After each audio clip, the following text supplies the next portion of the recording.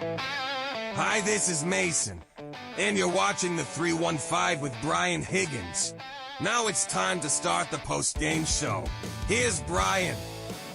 Oh, what's up? Post-game, late night. Got the late night mood lighting going. Syracuse 94, Florida State 86. That was the final tonight, right? As, man, it got a little tight around the collar there at some various points, but the Orange able to pull it out down the stretch. It's a third straight ACC win.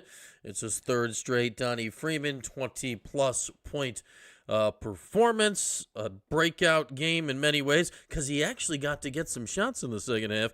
Career high 18 points on 6 made threes on 6 of 8 shooting for Tyler Betsy. And Florida State was pesky down the stretch there. The Orange looked like they were putting it away several times. Up 10, goes away. Back up 7, Sadiq White Tech, it goes away. Then it's down to a few. You have a terrible possession with a minute to go to give FSU a chance. But Donnie Freeman plays down the stretch, and a second straight possession that looked like it was going just totally south. Ends with a lob from George to William Kyle to effectively seal the game. 11 assists for William George in the ball game. Kyle just shy of a double-double with did he get a double-double? The live stats died with like a minute to go. Like there's a minute and a half left. So I think William Kyle actually did make a double-double. Nate George had 12 assists? Yeah. Why are the live stats dead? That's not live. But Syracuse wins this game by 8. We have link pinned top of the chat, as we always do. If you'd like to join the show vis-a-vis a live video call, we'll be getting Red's post-game press conference.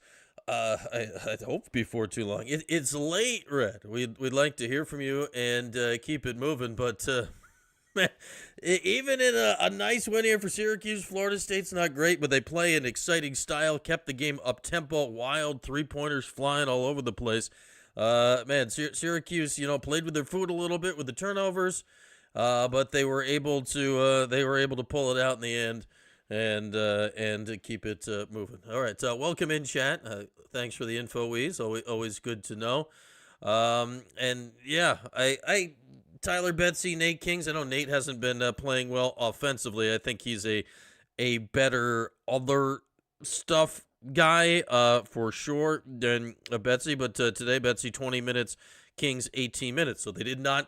I like that from Red. We have rightly criticized his substitutions for years now because but we see with Betsy here. Tonight, all right, he had the hot hand. I was worried because he had the hot hand last game, right? And he basically didn't get in the second half. Today, they got in the second half, and he kept making shots. What do you have? He had 4 threes in the first half, 2 more after halftime. So, it's a nice, solid win here. This was a game Syracuse had to win. It's a home game. Florida State is winless in the league. They remain winless at 0-4. You can't lose a game like this, right? If you're going to make the necessary steps for the tournament. And they didn't. So put it in there. Boston College is coming up Saturday. Man, I caught the end of that BC game that was on TV before the Syracuse game against Clemson. BC is terrible. BC is, oh my God, they're terrible. Like, talk about like a game on Saturday in Chestnut Hill that you absolutely cannot lose. BC, that they were trash, just absolutely terrible. So, all right, can you get to that? And then can you take it from there in a way that's going to set you up for the games when they get tougher? Miami and Virginia Tech after that. Then you're in NC State. Then you start thinking about the Carolinas and the Dukes down the line. But BC, they are terrible. I'll say, like, if Syracuse loses to BC on Saturday, then they don't deserve anything. BC is just, they're bad. They're bad. Anyway, link pin top of the chat if you'd like to join the show with a call. Again, we will get you Red's post-game press conference as soon as it becomes available tonight. Can Russell shoot? Like, Calvin Russell's not actually getting on the court this year. Can he shoot? I don't know. Like, he's a wide receiver. What's worse, BC this year or Conti Forum? County Form's a great hockey barn. It's always a little chilly in there. Are my lights Philips hue? No, I've created my own hue, Weeze. I don't need Philips to create hues for me. I've hued myself with a variety of things. BC should be relegated. They're going to get relegated right out of the ACC tournament this year. They are bad. If there's a team worse in the league than BC, I'm terrified to look at it. That was a game that instead of being on live at 7, should have been aired tape delay at 3 a.m. on ACC Network 6. It was tough to look at. It was tough to look at for old BC. Ooh, we're not too red yet, but we can see the podium. This is a podium where Red Autry will be at some point for his post-game press conference today. Yeah, Devin, the Clemson loss is one that hopefully you're not kicking yourself for. Clemson's good. I mean, they're 5-0 in the league now. They're really good, but had it not been Donnie's first game back, I have a feeling that one turns out a little bit differently. I kind of like some of the things we're seeing here, like Syracuse is starting to mix in, like they're using the zone at points. They have a team with the length. They're using it as kind of like a time and place weapon. I kind of like the idea of that. I think that's being used in a reasonable way. And yeah, Mr. Hawaii, welcome, Mr. Hawaii. I mean, we know the West Coast. If you're actually in Hawaii, it's actually not late at all. So yeah, you're enjoying the late afternoon. You're getting to the cocktail hour. So welcome, Mr. Hawaii. Aloha. Screw the West Coast. Like, we like our West Coast people in San Diego and Oregon and LA. We got a good crowd out on the West Coast. We've never gone straight into the Pacific. Like, we are in the ocean right now. We love it. Shout out to you, Mr. Hawaii. If you haven't, Mr. Hawaii, or others here, be sure to hit that smash, just attack that subscribe button with enthusiasm unknown to mankind. Get yourself on the channel. The thing that has a $sign next to the chat box allows you to become a member of the channel. Then your name can turn green, and once again remind me that I really need to look into if I can make that orange or something else. So a lot of stuff. Yes, heavens to Betsy. Exactly, Gary. We like it. Oh, we like it. Yeah, the chirping at the end, I don't know what was going on there. I don't know what was going on there.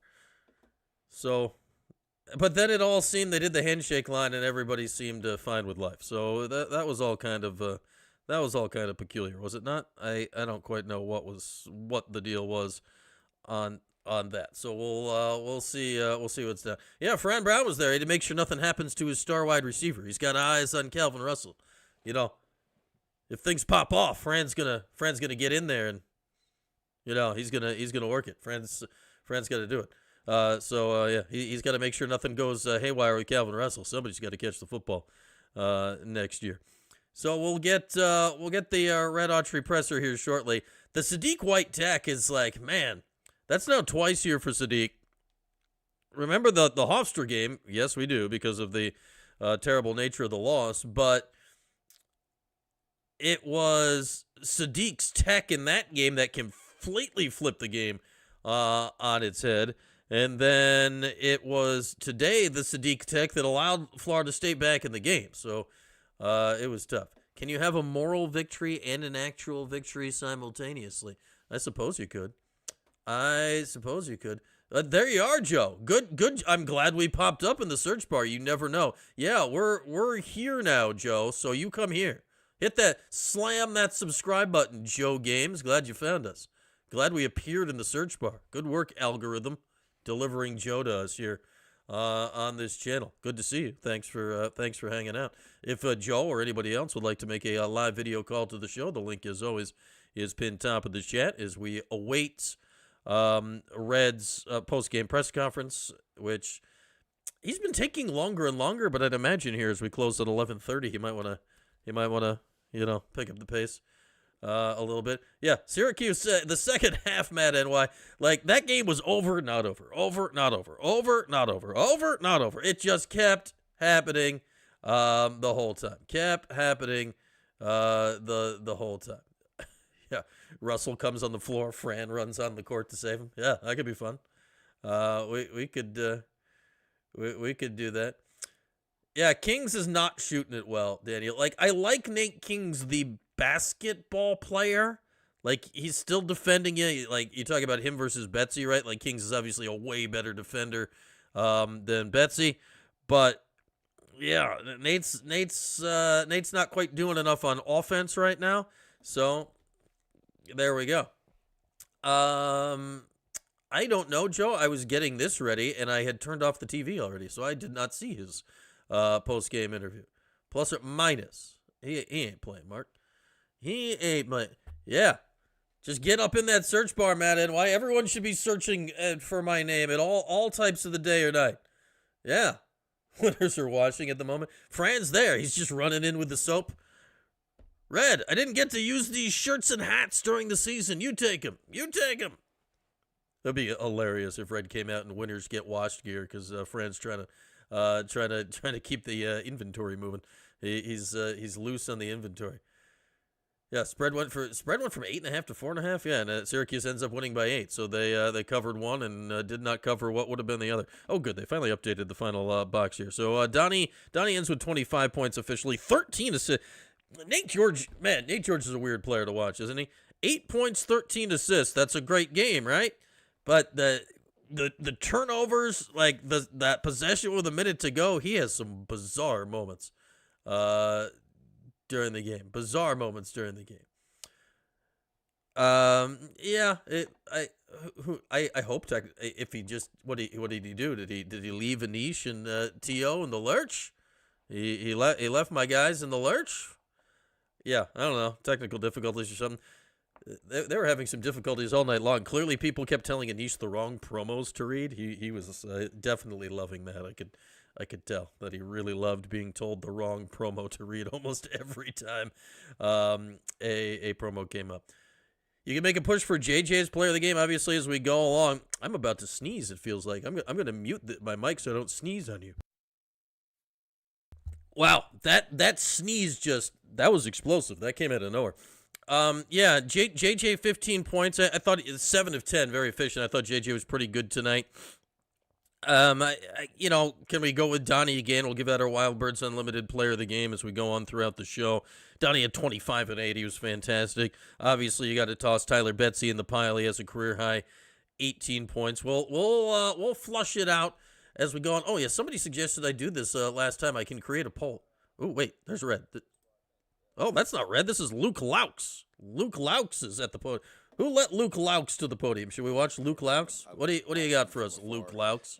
But I think their team is dang good. You know, the Freeman kid alone is so difficult to stop. He just has a relentless motor. He has skill. He has size. He has athleticism, and he's a heck of a player.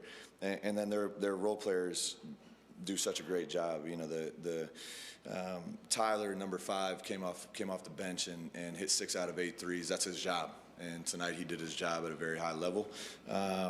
But from top to bottom, I just think their team is well put together. They have an inside presence. The William kid with his shot blocking ability creates a lot of challenges because we teach our guys to attack the paint, and you're attacking the paint into one of the best shot blockers in the country. Give them a lot of credit. I thought, we competed, especially coming off NC State, where our compete level was atrocious. I thought tonight was a step in the right direction for our program in terms of just the bare minimum standard of fighting. And that's the bare minimum. That's not going to win you a ton of games. That's just the minimum. And so we have to continue to build off this. I've told our guys before the season, and I continue to tell them, in close games, especially against good teams, it really boils down to anywhere between 5 and 8 possessions. And tonight we lost those. We turned it over too much in the second half. Offensively, we got loose with the ball. We were searching for calls that weren't going our way. And on the road, you got to be physical. You got to play like a man. And then defensively, and I don't know how many, I'll watch the film, but I think that's 6 or 7 dunks where our help side rotated and then our backside didn't sink to the level quickly enough, and they just got so many athletes behind the play. And to me, those were the 5 to 8 plays that changed the game for Syracuse in the second half. And if we want to win games in the ACC, we have to have some of those plays go our way. Take questions, please. I'm attempting to create 2 questions, Coach Adam Crooks. Let's hear what Luke Louch has to say while attempting Good, to how are create you? Great. I've been better, but I've been worse. First question, you guys burned 2 timeouts in the first half. You had to burn your 3rd timeout with 16:48 to go in the second half. How did that affect the rest of the game and the runs that Syracuse went on, not being able to call that last timeout? Yes, a great question, and nice jacket. It's a nice garnet for a Syracuse. You got to pick your jackets better when you play the opponent. I like this Louch. You're absolutely right. I had to burn 2 timeouts early, and I would do it again. Again, considering the last game against NC State, it unraveled very quickly. There are certain things as a coach that you can stand with. You can live with some mistakes. I can't live, especially with what we've stressed the past couple of days, I can't live with uncontested open transition layups or dunks. I will continue to burn timeouts for that, even if it causes me a technical, and even if it puts me in a tough spot at the end of the game, which tonight it did. Those plays you just can't live with as a coach if you're going to have a team that's going to compete. And so our guys need to understand that every time it happens, and I don't feel like 5 guys have the care and transition defense to do their job, I will continue to burn a timeout and let them know, if you don't do your job, you're going to come out of the game and be an extra coach for us and cheer your teammates on. That did put me in a tough spot, but again, I'm going to continue to do that because it's one of the foundational things in our defense. If we give up points where the offense doesn't have to work for them, right? It's just a straight line, 94 feet drive, layup, we're going to be in trouble. And so I have to cut that off. And then the second time out, I have a rule, and most coaches have certain rules, within runs. If you go on an 8-0 run, some are 10-0 run, some are 7. I believe that was a 7-0 run at that point that you call a timeout to try to regroup your guys. And that was the second one I burned. And then in the second half, I just felt like, again, we were making too many mistakes over and over and over again. It wasn't on one side, it was on both sides. It was a turnover and then, again, an uncontested dunker layup. Turnover. So at some point, you're either just okay with it or you got to call a timeout. And unfortunately, at the end of the game, I wish I had about 4 more timeouts that I could have used, but I didn't. And that's the way the game went. But good question. Luke, it's a pretty fast-paced game tonight. When you look at the ball handling numbers for Nathan George, what kind of impact do you think he had? All right, let's try this poll again. Yeah, I really like this kid, George. Watching his film, he's as a former point guard myself and a former pass-first point guard. I have a lot of respect for the way he plays. He glues everything together.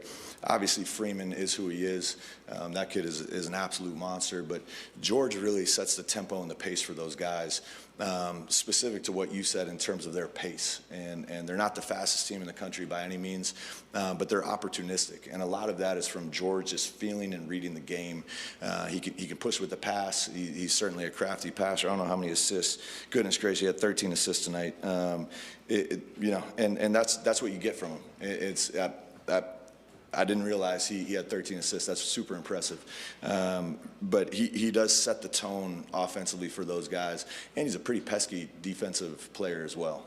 I think I can understand how this guy got the job. He's a good listen here, huh? Syracuse was without him for a little while this season. What can you say about the impact that he makes and just what he's done kind of offensively and defensively being everywhere tonight? Yeah, Donnie's a kid that plays with a lot of emotion. To me, Syracuse, from watching them when he's out to watching them when he's in and now playing against them, they're 2 completely different teams. And it's equal parts. Obviously, like I said, his size and his skill, that combination is really tough to guard, but he plays with passion. And I think his teammates feel a lot more confident when he's on the court. It allows role players to play their role. When you have a guy like that out, role players have to play beyond their role, and that's where you can get in some trouble. But he is certainly a talented kid. Seeing it up close, he looks big on film, and he's taller in person. But with his effort and energy and the combination of size and skill, he's going to cause a lot of problems in this league. Oh, good. Yeah, spread the word to the rideshare community, T-Takes. Good. How was he able to get open for? He had a lot of open. Why are we asking Luke Lauk so many questions? Where's Red? It is 11:35. Was it Donna? Donna, that's a great question. I'm asking myself the same thing, how he continued to get open after he hit 4 and 5 of them. We have in our scouting reports hot players. Usually it's 1 or 2 guys that you don't want to let shoot any shots. And good players are still going to get some shots off, but you want them to be heavily contested. And if you do your job right, you make them put it on the ground. I think we did it twice, and he still ended up making them. But statistically, your efficiency drops when you dribble as a catch-and-shoot shooter. He obviously got in a rhythm because early on, we lost him, different help responsibilities. I think our communication was faulty on a few of those, and our awareness was faulty on a few of those. And once a shooter of that caliber sees the ball go in a few times, it's like the hoop is an ocean wide, And for him, every shot he shot tonight I thought was going in. And we have to do a better job with our game plan discipline in terms of our effort level, our focus level, and just being aware of where the hot guy is. And he was certainly hot tonight, 6 for 8 from 3, super impressive. But we didn't do ourselves any favors with our defense against him. Well, Luke Lauk's maybe 0-4 in the ACC, but he puts together some nice sentences. Yeah, giving up 94 points is not good, but I did feel like our effort level it was better. And better than giving up 113 last time, in the Luke. second half, I felt like our turnovers hurt our defense a little bit. They got out and pushed the pace on us on some of those turnovers. And then I thought Syracuse did a good job adjusting to our defense and our switching, specifically, like I said, with once they broke down our containment, we had to rotate and help, and they did a really good job putting it. And usually it was William putting him in the opposite short corner and cutting him to the rim for lobs. And oftentimes our guys were either late, or that was a smaller guy for our team. I know Kobe got caught in one. I think Martin got caught in one.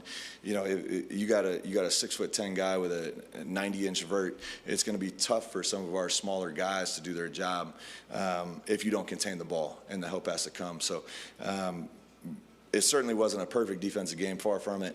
But I did think it was better than NC State, but are better right now. They gave up 113 against NC State. Coach JJ. What are we? Okay, that's enough Luke Lauks. Let's get Red. Let's get Red. Well, just Red, walk in and throw Luke Lauks out of the room. Come on. I thought, like I said, all their guys, even Kyan, he was 2 for 7, but you felt him, and Starling, I think all their guys came in and did their job. They showed up. They played with great energy. I thought they moved the ball well. They shot the ball efficiently. Part of being a role player is first of all, understanding what your role is, and then number 2, embracing your role. If you just accept it, and certainly if you reject your role, you're going to be in trouble. I felt like tonight those guys embraced their roles, and when you have a guy like Donnie Freeman doing his job, again, that entices and encourages other guys to just embrace their role, and when you do that, you can be really efficient. Donnie Freeman, good at doing his job. Yes, I concur to Luke Lauks. Donnie Freeman, really good at basketball. The basket, he had a couple really good passes, set up easy open shots. As a former point guard like yourself, what does that do for the point guard? This guy did lose Holmesy, but man, he's just a positive presence. What a vibe! What a vibe from Luke Lauks. Our baseline defense is one of the better baseline defenses in the country. We run it's kind of a 1-3-1 inverted zone that, Leonard Hamilton ran a version of it. I know Dennis Gates at Missouri runs a version of it. There's a couple teams that it's catching on. Ohio State, back when I played ages ago, used to run it, but you stick a bigger guy on the ball and it makes it tough and challenging to find gaps, and then you basically zone up, and there's certain areas where you trap, there's certain areas where you rotate, but it can be challenging to get the ball in. He did a really good job selling things with his eyes, and that's what good guards do. They'll look one way, knowing they're going to come back here, and it shifts the defense, whether you're ready for it. It's human nature. When someone looks this way, the defense shifts and responds. And one of the backside corner threes, that's exactly for a split second, our guy looked away, and it's backside corner three, a big shot. And the other time, he looked at the corner, and our guy slipped out to the corner, and it ended up with a layup. So he did a really good job manipulating our zone out-of-bounds defense. Kudos to him, and we got to continue to clean that up for us. You can tell that Luke has been in the NBA for a decade. This is a lot of NBA technical talk that he's going on here. Seemed to be to shut down Syracuse in the paint. Luke Laux is a fun name to say, though. Luke Laux. 3 in the first half, and then Syracuse. But yeah, how is he still talking, fellow footer? It's late! What It's a very long question. Coming out of the half. Yeah, and you're absolutely right. Our game plan was to try to limit the paint. They're really good when they get around the rim. So our ball containment we focused on the last couple of days, and we call it a shift, basically our gap help defense, where you basically force the one pass away over and over again. And you got to live with some late contested threes, but you eliminate some of the paint touches. And usually when an offense touches the paint, efficiency skyrockets. And that's certainly the case for a team like Syracuse, where they, again, just have length and athleticism around the rim.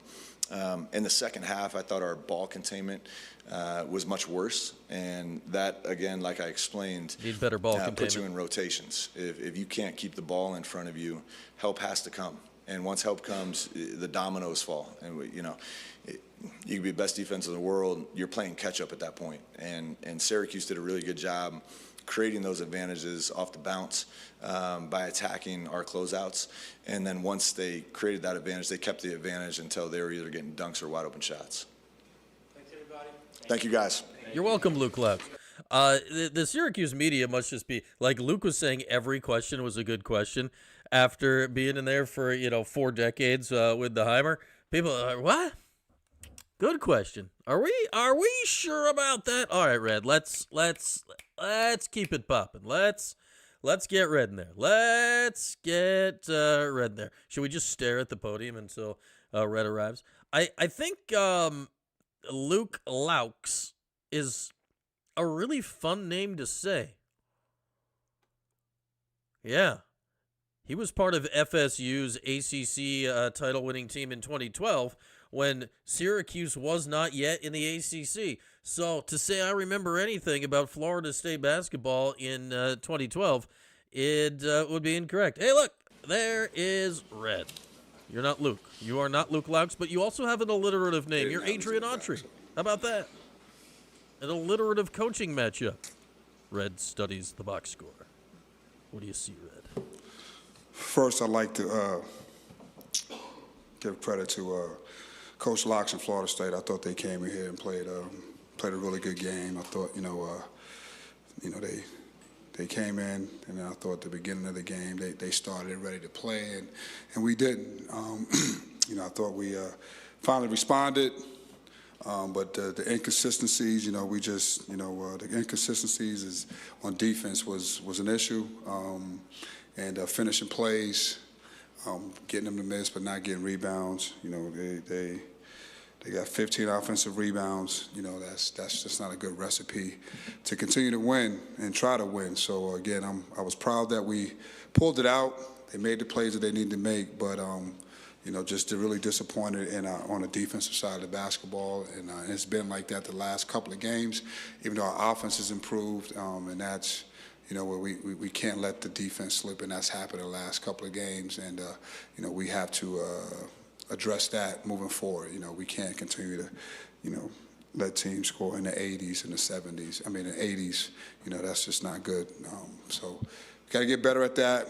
A lot of room for improvement. We have improved. I think we've made the plays that we've needed to make when we needed them. We made the plays that we needed to make when we needed to make them. But we have to we got to be more consistent on the defensive side of the basketball and taking care of the basketball. I think out of the 14 turnovers, probably 4 or 5 of them are just careless turnovers that we can't continue to do, and we've done that. And so a lot of room for improvement, but overall, the guys fought and closed it out and got the win. But we got a lot of work to do. I love how the losing coach was just happy and carefree, and the winning coach sounds miserable. I thought we did a good job when we did get the rebounds, got out in transition. I thought our guys did a good job of getting to the corners, spreading. I thought, George and all the guards, Cayenne, those guys made reads, and we got the ball to Tyler Betsy. He was hot. The ball found him. I thought Nate Kings came back in. I thought Cayenne made a big play in the second half with a corner 3. But when we did get the rebound, I thought we did a really good job in transition. How were you able to get him open for those looks, and just talk about his ability to knock them down today? Yeah, I mean, a lot of them, it was in transition. I thought we rebounded the ball. I thought George George and JJ did a phenomenal job of pushing pace and getting out, and everybody got it kind of running and flowing into it. And those are the best threes that you can get, with a team. Trying to create a 3 off a play or a set is tough. I thought we got a lot of our stuff in transition. I thought the guys really, made extra passes, and I thought they started looking for them after a while as well. So looking for your best three-point shooter, good idea. The ball handling numbers for Nathan George, is that the... And for them, it is very hard creating threes off plays because, Yeah, I thought Nate was really good. I thought I think he's been really good the last couple of games. Double-digit assists. Really, the key to running this offense, now that, we're in full strength, getting the ball to where it needs to get to, running the offense. Then I thought, today he took care of the basketball. A couple of turnovers late, but when you're a point guard and you have the ball that much and a good passer like him, those guys, point guards like that, they kind of, take some risks at times. But I thought today he did a really good job, especially at the end of the game, closing it out of just taking care of the basketball. 13 assists for Nick George. That's a lot of assists. Only 1 foul in the game, 3 blocks, just his overall play offensively. I thought Will was really good. I thought, we could have got him the ball a little bit more,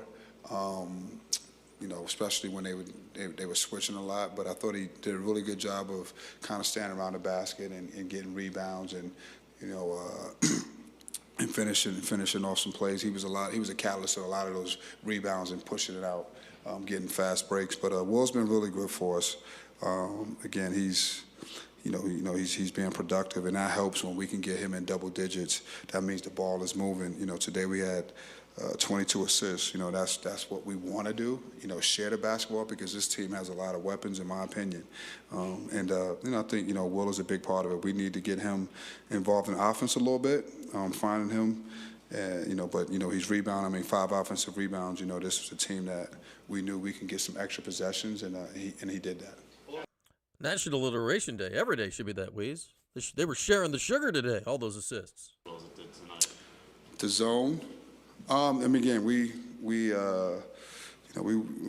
got good passers. We work on that stuff all the time. I thought we really moved the ball and got the ball into the right places that it needed to be.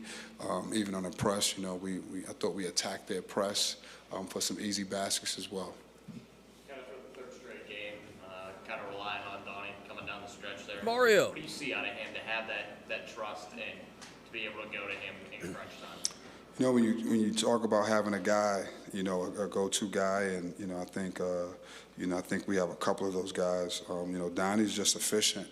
The one thing about him is he does a good job of getting to his spots, or he can get to the foul line. So when you have someone like that, a lot of times it's just trying to get him the ball and trying to give him some space a little bit.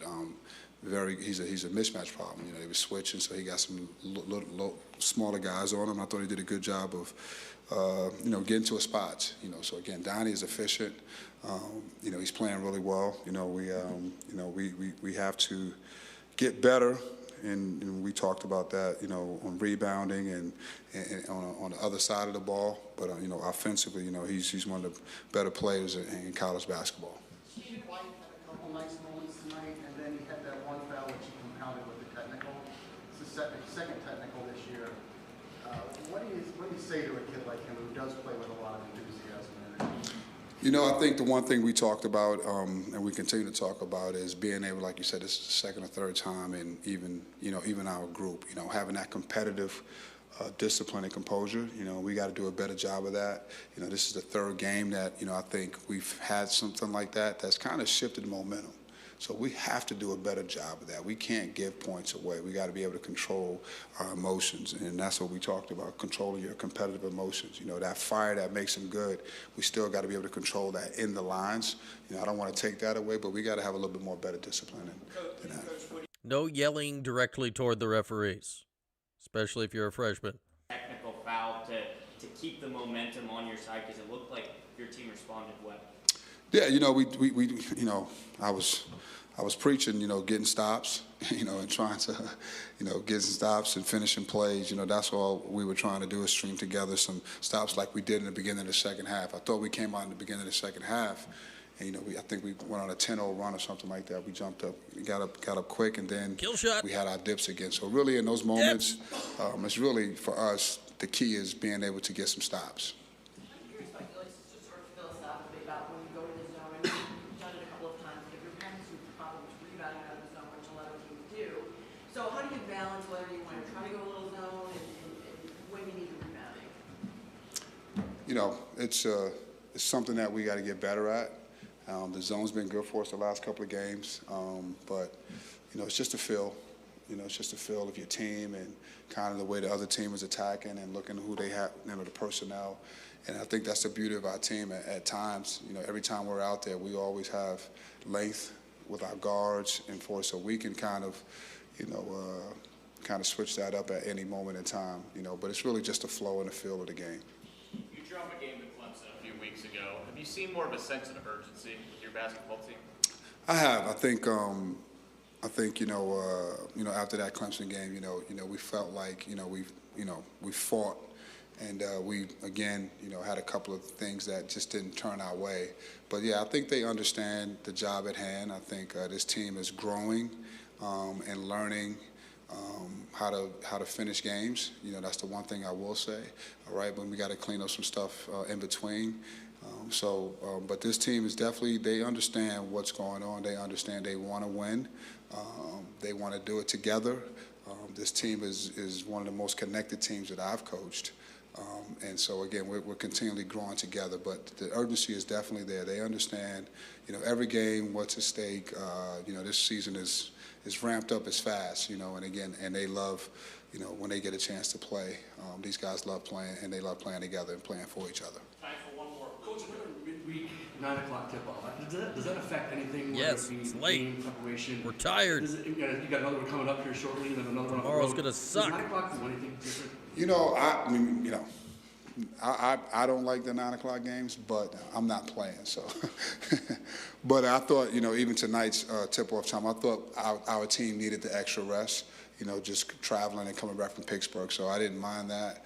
But, you know, it's just, you know, it's the same thing. I mean, everyone plays at 9 o'clock, so you got to adjust. Thanks, Coach. Thank you, guys. You're welcome, Red.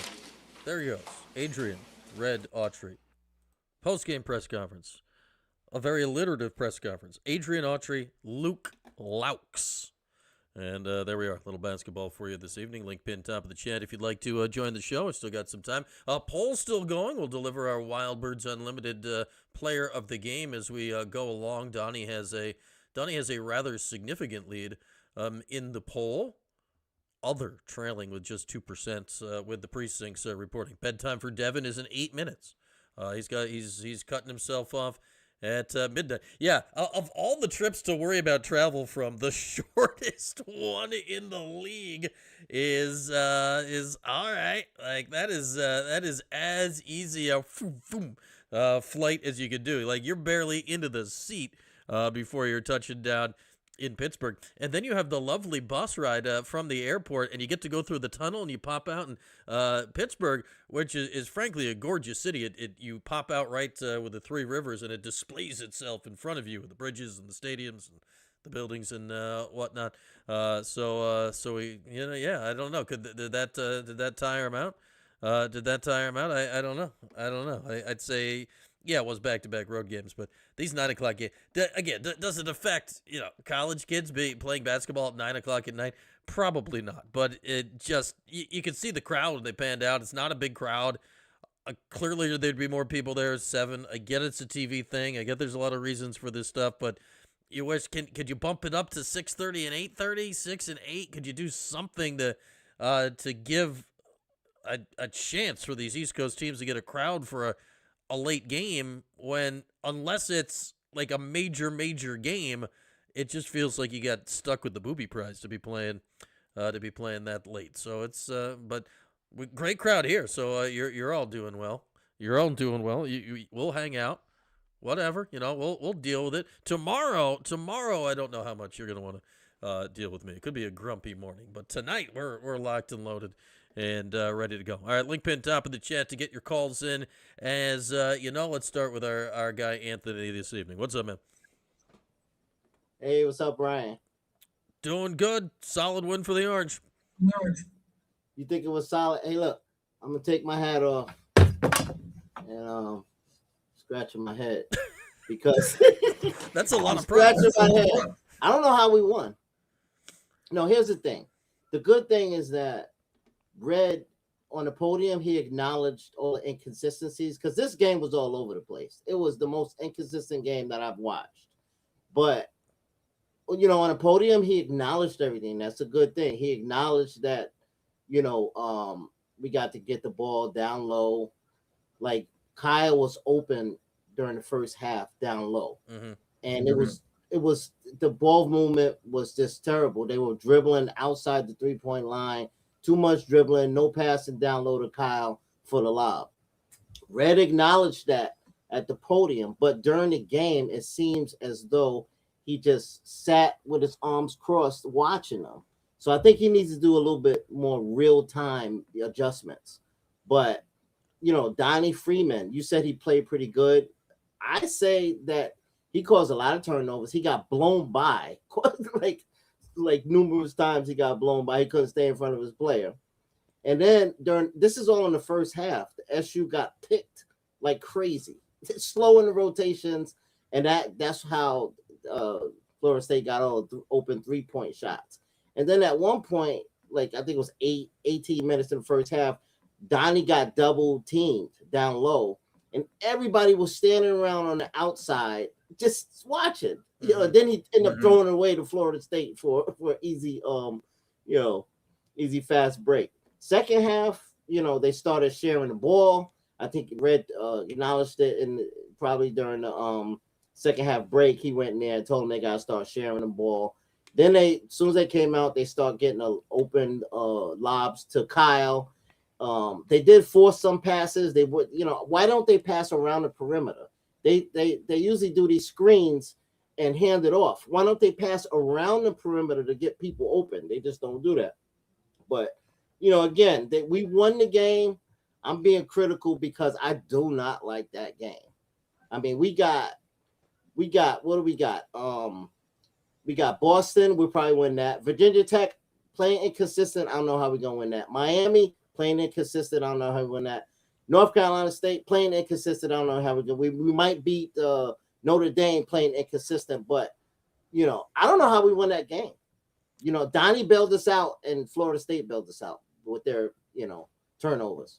Yeah, I mean FSU's not great. Obviously, they play a crazy fast pace that causes a general mess of things at various points. But You look around at the game, and I'll say, you talk about when Donnie gets double teamed, not much happens. I think it's because Anthony, like Donnie's the one guy in the team you see cutting out without the ball. So if he's the one being doubled, somebody else has got to do it. Like there was a couple plays in the first half where Donnie, passed the ball, and then he dives right down the lane, and those things work so well. To your point, you wish people would return the favor to Donnie, right? Because I think he'd be quite willing to pass them the ball back if he had the option. Absolutely. I mean, the first half, you see how Florida State was shooting those threes. Yeah. They were picking us to death. They were killing us with the threes. But we came out with the zone, and you know how I like the zone. Mm-hmm. Came out with the zone that slowed them down, threw them off, and then, we started going down low. But I think in first half, we could have went down low. See Kyle reaching out but nobody's passing it to him. So the guard play's got to be better. They got to open up their eyes. A lot of times the guard play, they were moving the ball, but outside the 3-point line. They weren't no inside out, So, Florida State, luckily they started missing. They got cold, you know what I mean? And they started turning the ball over. And Red did make some adjustments, with Betsy. I mean, look, we all knew Betsy should have been in the game like that from the beginning of the season. But, he got smart with that, putting Betsy in. Betsy went off, but inconsistent. We can't play inconsistent against, quad one teams. We're not going to win. Right. And I think, obviously, they're playing BC on Saturday. BC's terrible. So, if you don't win that game, that tells you everything you need to know. But you said it after that. You've got those 3 in a row coming up after that are Virginia Tech, Miami, and NC State. And while I don't think any of those teams are great teams, they're all good enough, right? That if you don't bring it, you're gonna lose. So I think those are gonna be really interesting tests, Anthony, coming forward. Do you think we play better on the road? For some reason, I think we play better on the road. I mean, they did the last 2 games. Realistically, were 2 of the best games they played all year. But it's also, games you had Donnie. So, you played so many of your home games without Donnie. It's kind of hard to. I don't know if we got enough sample size yet on that, Anthony. But I'd say the main thing going forward is you got Donnie. Donnie's going to be the best player on the court most nights, and in the end, it's the difference tonight. And I'd say for Syracuse, you're hoping that's going to be the difference in those Virginia Tech, Miami, NC State games, that you got the best guy, and if the game is close, then maybe that tips it in your direction when you get down to the end. Well, we can't start up slow. We gotta be in the game from the beginning. Yeah, against quad one teams, and especially we got to be in the game, because Florida State had a lot of chances to really take the lead and run away with it. I felt like we were getting bailed out every time. Yeah, and again, Florida State, they're 0-4 in the league, and that tells you a lot. Other teams, to your point, they just played NC State over the weekend and got boat raced by 40 and then gave 113 points. So this is, without question, just a disastrous defensive team that Syracuse played against today. So, yeah, it's not going to come that easy at the offensive end against others. But, 3 in a row. You won the game. Yeah, you'll chalk it up, and then we'll see where it goes. All right, Anthony, good to hear from you, man. Yep. Yeah, there's our guy, Anthony. If anybody else would like to partake, the link is pinned top of the chat, as we have just broached midnight. So happy Wednesday? What day is it? Happy Wednesday for your all. So should we do our Wild Birds Unlimited player of the game? We've done the poll. I guess we'll have to lean on the poll. Let's fire up the bird cam in the backyard. Guess what? Here, as we bring up our Wild Birds Unlimited backyard bird cam. Before we do that, shout out to the Most. See the logo at the bottom of the screen? That's for the Museum of Science and Technology. It's downtown. You know where the Most is. Yeah, they're on as a sponsor now. Sup, Most? We're gonna have some Most passes and stuff to give away to y'all at some point. And we get a new logo to put at the bottom of the screen, which is just lovely. So, ow, sup, Most? I just banged my hand on my desk. And good to have them on board. With that, our OG sponsor, Wild Birds Unlimited. Let's peer into the depths of night with the backyard bird cam. Guess what? It's midnight. It's dark out. It is dark out. There's the bird cam. Nothing happening in the pitch black backyard here as we have traipsed past midnight here. All right, Wild Birds Unlimited player of the game. Where are we going here? Donnie Freeman had 25 and 8. He's the best player on the court. So do you go there? Tyler Betsy had a career game. He's 6 of 8 from 3 and 18 points. A really nice game. We know Matt NY likes JJ Starling's game. JJ efficient today. I like a 7 for 10 from the floor, JJ Starling. Nate Kings had 13 assists in the game. That's pretty good. William Kyle had a bunch of dunks at various points. So we like that. The poll, though, we put up the poll here. First time we've done the poll. We've used the polling parts of YouTube that have been sitting here for us the entire time, and we've just eschewed them, but we used it today. We put Donnie up as a choice. Well, the first time I put up the poll, I put Donnie, JJ, and other. So we had to start it over again because that's no good. So we put up Donnie, JJ, Betsy, and other. And with the final precincts reporting with our poll, I'm gonna click the end poll button. That's gonna finalize it. So I've hit end poll. Final results of the poll: 57 votes reporting. All precincts are in. Donnie Freeman, with 69% of the vote, has authoritatively won the poll. Tyler Betsy, 25%. JJ with 4%. Other trailing with 2%. I'd say if the poll was closer, I might have leaned to Betsy for originality and newness, but Donnie Freeman just dominated the poll.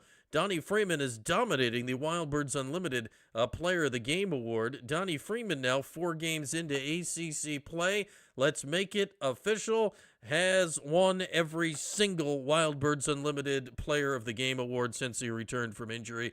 Though a very special shout out to Tyler Betsy, who had without question his best game in a Q's uniform. And after Saturday, where he had 3 threes in the first half and then basically went into witness protection after halftime, it was exceedingly good to see him both on the court and getting shots and hitting shots in the second half. He had 12 at halftime, hit 2 more threes in the second half, which were huge. But Donnie Freeman's the dude. Donnie Freeman's the best player. Donnie Freeman is the Wildbirds Unlimited Player of the Game as we stare into the darkness of night with our Wildbirds Unlimited Bird Fi Metal Bird Feeder Backyard Bird Camp. Yeah, where's my... Can we get an owl? I think if an owl landed on the thing, though, it would just collapse. I don't think that's owl rated. But yeah, that'd be cool. Can we get a night bird? Any night birds want to go hang out at the bird feeder? There we are. Yeah, sorry. So no, a bee is like a bird? Sure. Let's go with that, Matt and White. A bee is like a bird. How about that? There we are. Wildbirds Unlimited Player of the Game. Donnie Freeman with special considerations to one. Tyler Betsy. If you'd like to get any early Wednesday morning calls in, we can hang out here for a few more minutes. Link pin top of the chat. As always, upcoming schedule tomorrow night. Not quite this late, 8 o'clock. It will be myself and Jordan. Jordan is probably still at the Dome right now, or quick wrapping things up to get out the door. We'll have a little TPS report for you at 8 o'clock.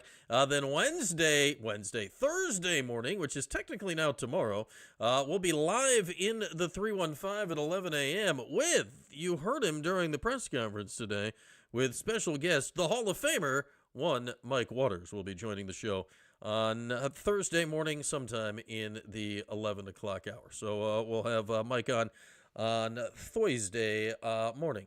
Yeah, and Anthony, shout out to Anthony, loyal listener and caller. We love Anthony, and Anthony has, I'd say, generally a very valuable and reasonably accurate insights to the Orange basketball team. So we like chatting with Anthony. Yeah, Kings didn't have a Kings is I don't know where Kings' offense has been.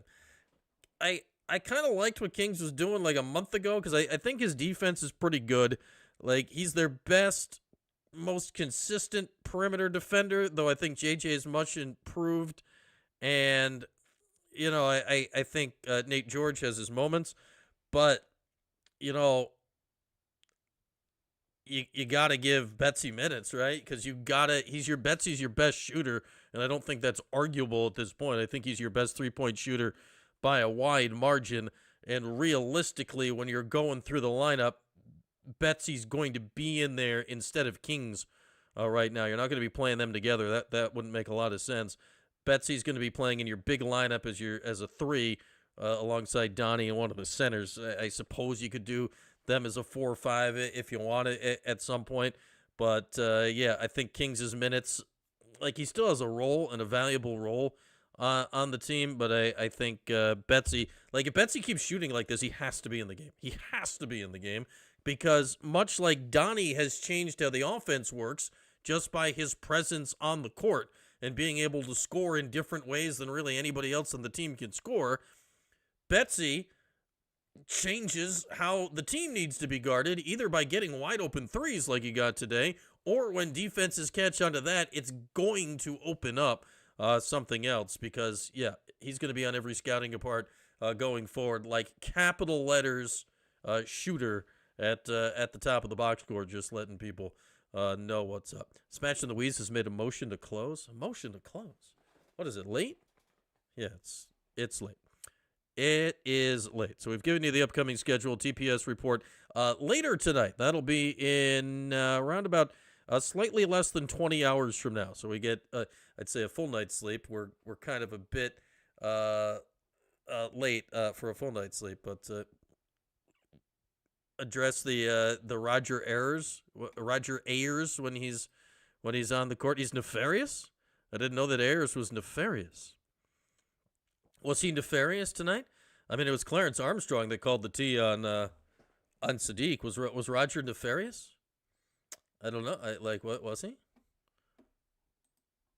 Do I have a problem with Roger Ayers on my list of refs I have problems with? I don't know if Ayers is that high on the list of refs to have problems with. You know what's great about like the years of sitting over in the radio side of things is that Jim Sadlin, shout out to Sats, for many years, he was like the referee, assigner, whatever guy for this region of the country. So like before the games, like all these old school refs like Ayers and Armstrong and whatever, they basically come over and kiss the ring of Sadlin before the game. So like Sats lords over all the referees, and that's amusing to me.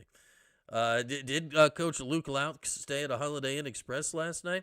If he did, he was wonderfully speaking in the lobby while enjoying a continental breakfast, I would assume, this morning. So there's that.